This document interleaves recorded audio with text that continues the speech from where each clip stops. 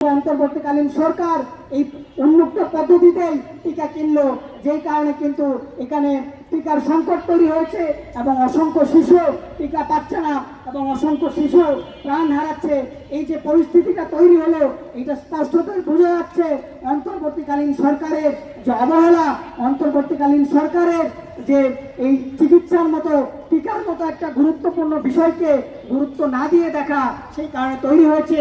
এবং আমরা দেখছি এই পরিস্থিতি তৈরি হওয়ার পরে বর্তমান বিএনপি সরকারের পক্ষ থেকে যেই ধরনের পদক্ষেপ নেওয়া উচিত ছিল সেই ধরনের পদক্ষেপ কিন্তু তারা নিচ্ছে না। তারা গাল বাড়া বুলি দিচ্ছে, কিন্তু বাস্তবে এই পরিস্থিতির মোকাবেলার জন্য এই রকম পদক্ষেপ নেওয়া দরকার, সেই রকম পদক্ষেপ কিন্তু আমরা দেখছি না। আমরা সরকারের কাছে আহ্বান জানাবো, এই পরিস্থিতি তৈরির জন্য অন্তর্বর্তীকালীন সরকারে যারা এই অবহেলার সাথে জড়িত ছিলেন, এই অব্যবস্থাপনার সাথে জড়িত ছিলেন, তাদেরকে চিহ্নিত করে শাস্তির আওতায় আনতে হবে।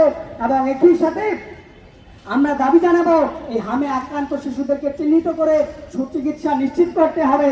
যে ৭১-এ মুক্তিযুদ্ধ করেছিলেন, যে দেশের স্বপ্ন দেখেছিলেন, সেই দেশের স্বপ্নগুলো কি বাস্তবায়ন হয়েছে? আমরা চোখ বন্ধ করে বলতে পারি যে সেই স্বপ্ন বাস্তবায়ন হয় নাই।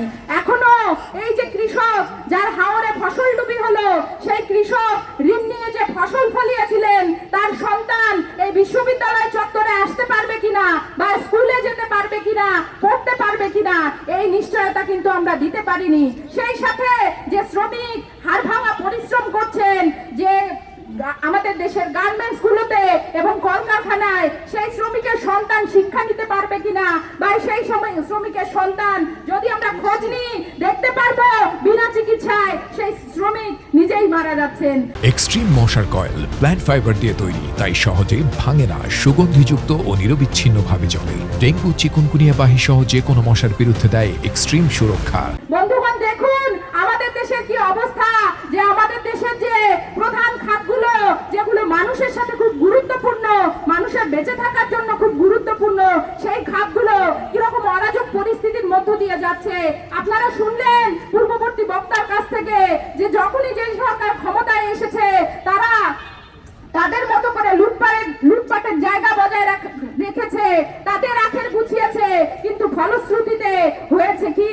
ফলশ্রুতিতে হয়েছে বাংলাদেশ সামাজিকভাবে অনিরাপদ। বাংলাদেশ শিক্ষাক্ষেত্রে বলেন, স্বাস্থ্যক্ষেত্রে বলেন, যে কোনো ক্ষেত্রেই আপনি হাত দিতে যাবেন, চুরি, দুর্নীতি, এই যে কাঠামোগত হত্যাকাণ্ড, এগুলো চলছে। এবং দোষ দেওয়া হয় যে বাঙালিদের সমস্যা, বাংলাদেশের মানুষের সমস্যা।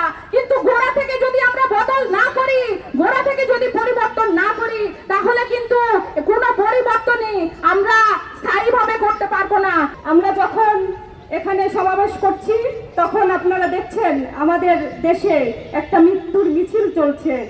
আপনারা আমাদের পূর্ববর্তী বক্তাদের কাছে শুনেছেন যে আমাদের দেশে হাম, যেটা একটা মরণ ব্যাধি নয়, অথচ এই হামের মতো একটা, যেটা নিরাময়যোগ্য, যেটা নিয়ন্ত্রণ করা সম্ভব, এরকম একটা রোগে আমাদের দেশে এ পর্যন্ত প্রায় 400 অধিক শিশু মৃত্যুবরণ করলো। তাহলে আমরা বলতে চাই যে আজকের এই অবস্থাটা কেন? এই যে হাম, যেটা মরণ ব্যাধি নয়, যেটাকে খুব সহজেই নিরাময় করা যায়, সেই হামের মতো রোগটাকে কেন নিরাময় করা যাচ্ছে না? এ বিষয়টাই যদি আমরা দেখি, তাহলে কিন্তু আমরা বুঝতে পারবো যে আমাদের দেশের শাসক গোষ্ঠী সরকার যখন যারা ক্ষমতায় এসেছে, প্রত্যেকেরই স্বাস্থ্য এবং শিক্ষা সম্পর্কে দৃষ্টিভঙ্গিটা কি, এই কথাটা খুব সহজেই বোঝা যায়।